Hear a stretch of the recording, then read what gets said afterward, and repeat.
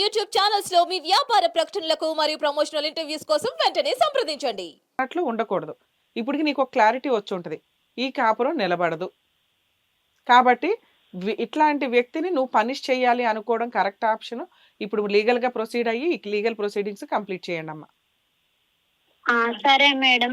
ఇప్పుడు వేరే అమ్మాయిని ఇంకో తీసుకొచ్చుకున్నాను తెలిసింది మేడం మాకు. తీసుకొనొచ్చాడు, కాపురం చేస్తున్నాడా? పెళ్లి చేసుకున్నాడా? ఉంచుకున్నాడా? అవే ప్రూఫ్ లేదు మేడం. వెరీ గుడ్ నాన్న. ఒకవేళ అట్లాంటి ఇన్ఫర్మేషన్ ఏదన్నా ఉంటే మీరు ఎవరైనా మీరు డైరెక్ట్‌గా కాకుండా ఎవరైనా తెలిసిన వాళ్ళ ద్వారా ఆ ఇన్ఫర్మేషన్ గ్యాదర్ చేయించండి. నిజంగా అతను ఎవరితోనన్నా ఉంటున్నాడా? ఉంటే ఎవరితో ఉంటున్నాడు? ఎవరితో ఉంటున్నాడు అంటే ఇప్పుడు ఒకవేళ ఒక ఇల్లు తీసుకున్నారనుకోండి వాళ్ళిద్దరూ. ఒక అమ్మాయిని తెచ్చుకొని కాపురం పెట్టాడు. సీక్రెట్‌గా పెళ్లి చేసుకున్నాడు. మన దగ్గర ఎవిడెన్స్‌లు ఉండవు. లేదు ఉంచుకున్నాడు. అతని క్యారెక్టర్ ఇట్లాంటిది అనేది కోర్టు నమ్ముతుంది. ఎందుకంటే పలానా ఇంట్లో వాళ్ళిద్దరూ ఉంటున్నారు అని మీకు కొంత ఎవిడెన్స్ ఉంటే మీకు ఫోటోలు ఇవన్నీ కూడా దొరకాల్సిన అవసరం లేదు. ఏ ఇంట్లో రెంట్‌కుంటున్నారో ఆ ఓనర్స్‌ని అడిగినా తెలుస్తుంది. ఏమని చెప్పి రెంట్‌కి తీసుకున్నారు? భార్యాభర్తలమని చెప్పి తీసుకున్నారా? లేదా మీ ఇద్దరు సహజీవనం అని తీసుకున్నారా? ఊర్లో ఉంటురు మేడం. ఊర్లో వాళ్ళ మేనమామ వాళ్ళ ఇంట్లో ఉంచిండు అమ్మాయిని తీసుకొచ్చి. ఇంకా అది మాకు ప్రూఫ్లు దొరికితే ఇబ్బంది అవుతుందని ప్రూఫ్లు దొరకకుండా వాళ్ళ మేనమామ ఎన్నో పార్టీలలో తిరుగుతాడంట మేడం. ఆయన దగ్గర ఒక రూమ్ లో ఉంచిరంట మేడం. ఆ ఇంటి దగ్గరికి వాళ్ళన్న పోయినా గానీ తిడుతుండ వాళ్ళ మేనమామ. అట్లనే తెచ్చుకుంటాడు. మీరు ఎవరురా చెప్పని కానీ ఆ ఊరు నుంచి వాళ్ళన్న మాకు ఫోన్లు చేసి చెప్పినా గానీ ఈయన గొడవ పడతాడు మేడం. ఆ పిల్లగాని మేనమామ లొల్లి పడతాడు. అదేంటి మేనమామే దగ్గరుండి ఒక అమ్మాయిని తెప్పించి మరి ఉంచుతున్నాడా? అంత కక్ష ఏంటమ్మా అమ్మాయి మీద? వాళ్ళ ఇంట్లోనే ఉంచుకుంటుండు మేడం. మేము ఇన్ని రోజులంట మా అంతటా మేమే వెళ్ళి పిల్లని ఏ ఇబ్బంది పెట్టినా గానీ కాళ్ళు మొక్కి అంట మాదే తప్పైందని తోలకపోయినామంట మేడం. నువ్వు ఎన్ని రోజులు ఉన్నా ఆడేం చేయలేడు, దాని తండ్రి ఏం చేయలేడు, వాళ్ళు ఏం చేయలేరు. మేము ఇట్లనే ఉంచుతాం అనే కాడికి మాట్లాడుతురు మేడం. మేము పక్కన వాళ్ళు ఇళ్ళు అడిగితే కూడా అదే మాట మాట్లాడుతురంట. సరే అమ్మా, ఇప్పుడు నీకు మీ అమ్మాయి కాపురం నిలబెట్టాలి అనుకుంటే వెళ్ళి వాళ్ళు ఏం చెప్తున్నారా వినేసి కాళ్ళు పట్టుకుని బతిలాడితే అయిపోద్ది కదమ్మా.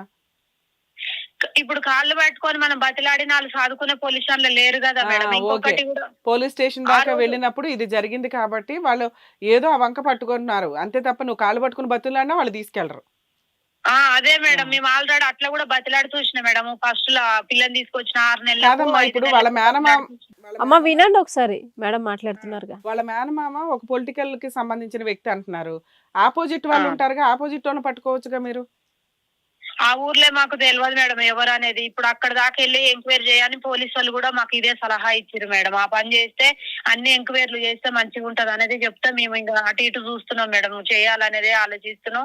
ఎటు పోయినా గానీ ఆధారం దొరకలేదు. వాళ్ళు కావాలని అంత చేసుకొస్తారు అని ఒకసారి అనిపిస్తుంది. అటు ఇటు మేము కూడా వెళ్తున్నాం మేడం. వెళ్ళి చూస్తూనే ఉన్నాం అవన్నీ. ఒక్క నిమిషం అమ్మా, ఏ ఊరైతే చెప్తున్నావో ఆ ఊర్లో కాస్త ఆపోజిట్ వాళ్ళని పట్టుకోండి. ఒక అమ్మాయిని తెచ్చుకొని మేనమామ ఇంట్లో పెట్టుకుంటే అతనికి ఆ అమ్మాయికిను ఇతనికి సంబంధం ఉందని మనం ప్రూవ్ చేయడం కుదరదు. ఆ అతన్ని ఆ అమ్మాయి పెళ్లి చేసుకుంది, ఇద్దరు కలిపి ఇందులో కాపురం ఉంటున్నారని మీకు క్లారిటీగా తెలిస్తే ఛాలెంజ్ చేయొచ్చు పోలీసుల ద్వారా గాని కోర్టు ద్వారా గాని.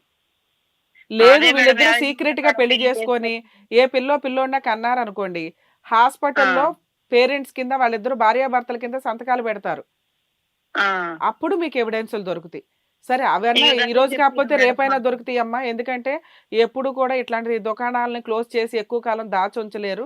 నిప్పుని చేతిలో పట్టుకొని కూర్చోవడం కుదరదు కాబట్టి నీకు ఇన్ఫర్మేషన్ ఇవాళ కాకపోతే రేపైనా దొరికిద్ది. మీ ట్రయల్స్ మీరు వేస్తూ మీరు వేయాల్సిన కేసులు వేయండి అమ్మా. మెయింటెనెన్స్ ఆర్డర్ అయిన తర్వాత అది కట్టడం అనేది తడిచి మోపుడవుతుంది అతనికి. అదంటూ స్టార్ట్ అయితేనే మీకు మ్యాటర్ వాళ్ళు మీ దాకా రావడం కానీ మీ దగ్గర కూర్చోవడం కానీ మీతో సెటిల్మెంట్ చేసుకోవడానికి కానీ అవకాశం ఉంది. సరే మేడం, వేస్తాం మేడం. సరేనా? జాగ్రత్త అమ్మా. ఏదైనా డౌట్ ఉన్నా ఫోన్ చేయండి, చెప్తాం. మేము ఇవన్నీ అయిపోయినాక మేడం ఇక్కడికే ప్రోగ్రామ్ కాడికి వస్తేనే బాగుంటది వాళ్ళ అత్త కోసము అనేది. ఆమె ఏ తప్పులు చేసినా భర్త కూడా సహకరిస్తుండు మేడం. అదే చెప్పారు, గుర్తుందమ్మా. ఆవిడకి ఏదో సంబంధాలు ఉన్నాయి అది అడిగారనే కదా ఇంత దూరం వచ్చింది మీకు. అదే మేడం, మీరే మాకు కొన్ని రోజులైనా హెల్ప్ చేయాలి మేడం. మీ కాళ్ళు మొక్కుతా నా బిడ్డ గురించి. అలాగే అమ్మా. మీరు టెన్షన్ తీసుకోకండి. మీరు వేయాల్సిన కేసులు లీగల్ గా ప్రొసీడ్ అవ్వండి. ఏదైనా మా సపోర్ట్ అవసరం ఉంటే మేము ఖచ్చితంగా చేస్తాం. మోనిక గారు, ఈ కేసు ప్రొసీడింగ్స్ చూస్తే మనం యాక్చువల్గా మ్యారేజ్ అయ్యి 4 years అయ్యింది. అమ్మాయి విడిపోయి 1.5 year అవుతుంది. ఏంటి వీళ్ళ ఫ్యామిలీ డిస్ప్యూట్స్ అంటే అందరూ తెలిసిన వాళ్ళే, కానీ అతను ప్రాపర్గా ఏ పని చేయడు.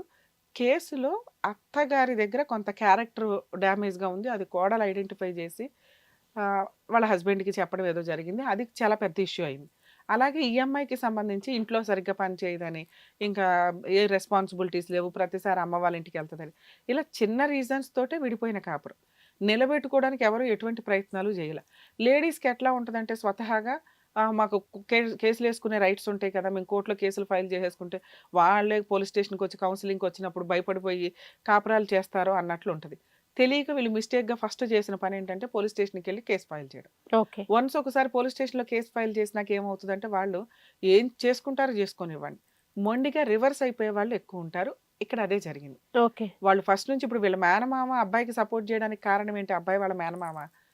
మీరు గొడవ జరిగినప్పుడు అందరూ పెద్ద మనుషులు మీటింగులు పెట్టి వచ్చి వాళ్ళ కాళ్ళు పట్టుకుంటే వాళ్ళు యాక్సెప్ట్ చేసేవాళ్ళేమో. ఓకే. ఎందుకు కాళ్ళు పట్టుకోమని అడుగుతున్నారంటే ఆ అమ్మాయి ఒక ఎలిగేషన్ వేసింది, ఆ అత్తగారికి వేరే వాళ్ళతో ఉంది, ఆ అమ్మాయి చూసింది అనేది. అది ఎలిగేషన్ కాదు, నిజం ఉన్నంతలో ఎవిడెన్స్ ప్రొసీడింగ్స్. దాన్ని యాక్సెప్ట్ చేయడానికి వాళ్ళు ఎవరో రెడీగా లేరు.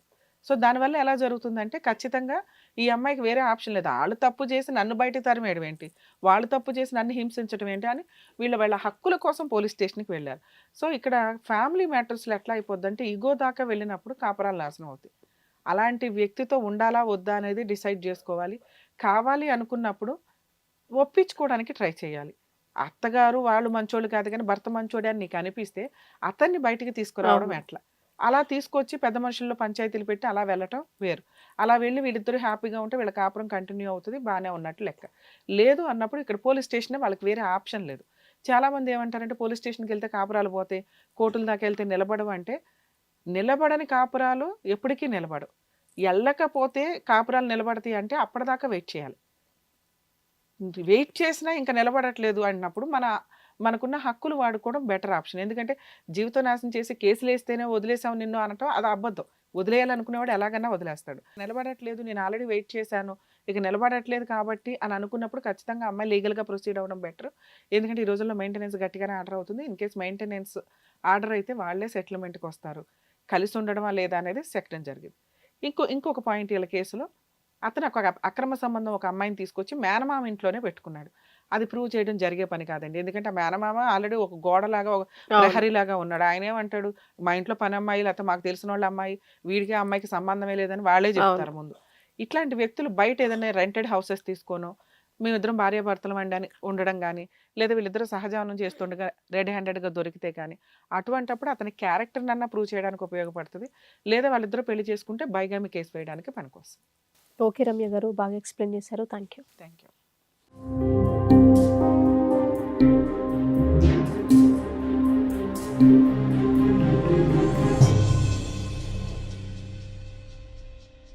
సమస్య లేని ఇల్లు ఉండదు, పరిష్కారం లేని సమస్య ఉండదు. బంధాలు గొప్పవి, బాధలు చిన్నవి.